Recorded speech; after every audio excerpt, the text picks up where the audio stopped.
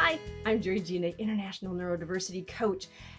And as we talk about neurodiversities, remember dyslexia, ADHD, autism, and then a rainbow of other labels, which actually just apply to a whole bunch of traits. I'm talking about computer keyboards this week.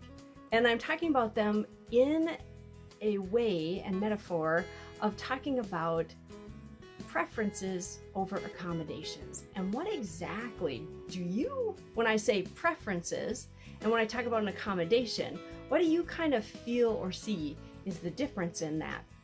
Because a lot of times as neurodiverse, we are asked to ask other people to use the term accommodations. When we talk about schooling, it's always, well, what kind of accommodations does your child need? What if we instead said, what preferences does your child have for learning this information? What preferences does that person have when it comes to sending emails?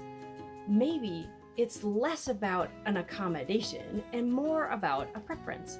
So next time you're sitting down at your computer using your keyboard, if you work in an office, I highly recommend you look at everybody's keyboard and recognize that that is one of the most diverse items in office spaces quite often is the keyboard and the mouse.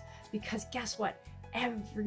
Almost everybody has a preference to what is the right mouse for them, what is the right keyboard for them. And there are a bunch of variables when it comes to that. And so it's a great way to be thinking about preferences over accommodations.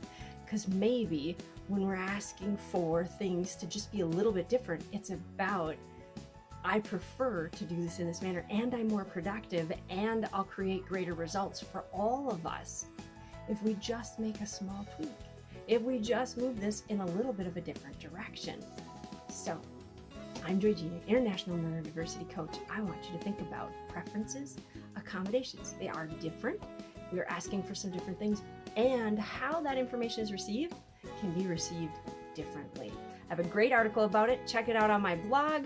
Otherwise, if I don't see you that way, I hope to see you some other time and I have a chance to maybe coach you. I'm Georgina. Have a great week. Bye.